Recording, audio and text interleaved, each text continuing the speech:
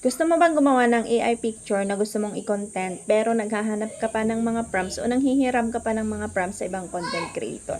Sundan mo lang at panoorin mo ang ituturo ko sa inyo, lalo na doon sa mga hindi nakakanood ng mga AI tutorials ko dahil hindi mo kailangan gumawa ng English prompts dito para makagawa ng AI picture. Pumunta lamang kayo dito sa Google and then i-search nyo ang ChatGPT. Pero kung may ChatGPT kayong app, yun na lang ang pindutin nyo. So, nasabi ko na ito ng paulit-ulit sa mga tutorials ko. Pindutin natin ang create an image. So, dito gagawa tayo ng picture na hindi tayo gagamit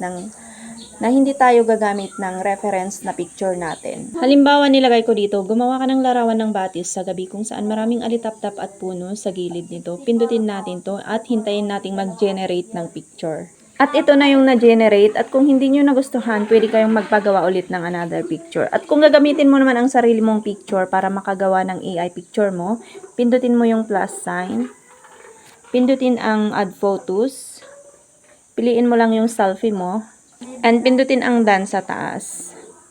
And dito sa as anything, pindutin nyo lang at ilagay nyo na rito kung ano yung ipapagawa nyong picture. Halimbawa, so, mula sa aking larawan, gumawa ka ng larawan ng isang babae na nakaupo sa garden na nakasuot ng bulaklaking damit na may nakapalibot na makukulay na bulaklak. Pwede nyo rin idagdag dito na huwag palitan ang mukha.